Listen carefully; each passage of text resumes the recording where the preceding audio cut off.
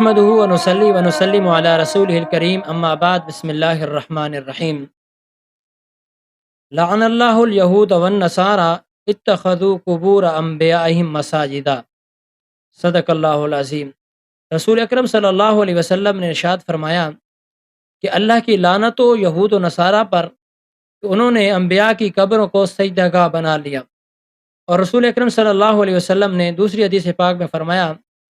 کہ یا اللہ میری قبر کو عید گاہ میلہ گاہ نہ بنانا جس پر لوگ آ کے سجدے کریں اور شرک کریں اور سجدہ گاہ بن جائے، اس کی رسول اکرم صلی اللہ علیہ وسلم نے دعا کی ہے۔ تو پھر اللہ رب العالمین نے اپنے حبیب صلی اللہ علیہ وسلم کی دعا کو قبول فرمایا ہے۔ وہ یہ کہ آج تک بھی الحمدللہ شرطے کھڑے ہیں، پولیس والے کھڑے ہیں کہ جو لوگ اس طرف جھکنے کی کوشش کرتے ہیں، ارادہ کرتے ہیں سجدہ کرنے کی اپنے سلام پیش کرتے ہوئے،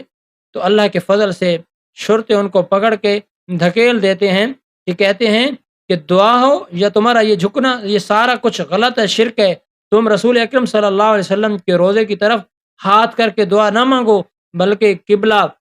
دوسری طرف ہے اور وہاں منہ کر کے دعا مانگو، اللہ رب العالمین وہ دعا قبول فرمائے گی۔ اور اسی طریقے سے دوستو بھائیو، اکثر لوگ حج پر جاتے ہیں اور حج کے موقع پر جا کے یہ ذہن میں بٹھا کے جاتے ہیں کہ ہم روضہ رسول کی زیارت کے لیے جا رہے ہیں۔ یاد رکھیے رسول اکرم صلی اللہ علیہ وسلم نے اس بات سے منع فرمایا کہ تم نے میری قبر کی یا میرے روضے کی نیت کر کے نہیں آنا مدینہ میں، بلکہ آپ نے مسجد نبوی کی نیت کر کے آنا ہے، شریعت کے اندر منع ہے۔ لیکن اکثر لوگ اس طرح کرتے ہیں بدعقیدگیوں کی وجہ سے کہ ہم تو روضہ رسول کی زیارت کے لیے جا رہے ہیں۔ یاد رکھیے دوستو بھائیو،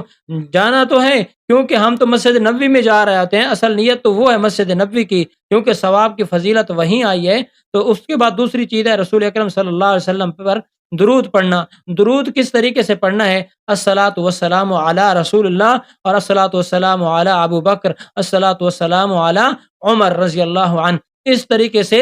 درود و سلام بھیجتے ہوئے گزر جانا ہے۔ اور اکثر لوگ ادھر جھکنے کی کوشش کرتے ہیں، جالیوں کو چومنے کی کوشش کرتے ہیں۔ یاد رکھیے میرے دوستو، یہ شریعت میں بھی منع ہے، اور اسی طریقے سے اللہ کے رسول صلی اللہ علیہ وسلم نے اپنی دعاؤں کے اندر بھی اس چیز کا اظہار فرمایا، اور اللہ رب العالمین نے انتظام بھی کر دیا ہے۔ تو بہرحال اس چیزوں سے بچیں، بلکہ درود پہنچائیں، کیونکہ رسول اکرم صلی اللہ علیہ وسلم پر موت آ چکی ہے، وہ قبر پر کھڑے ہونے والے کا کلام نہیں سنتے۔ اللہ رب العالمین کو جو ہم کہتے ہیں اللہم صلی علی محمد، تو پھر اللہ اپنی شان اور پیغمبر کی شان کے مطابق رحمتوں کا نزول فرماتے ہیں۔ ہمارا کہنا ہے اللہ کے دربار میں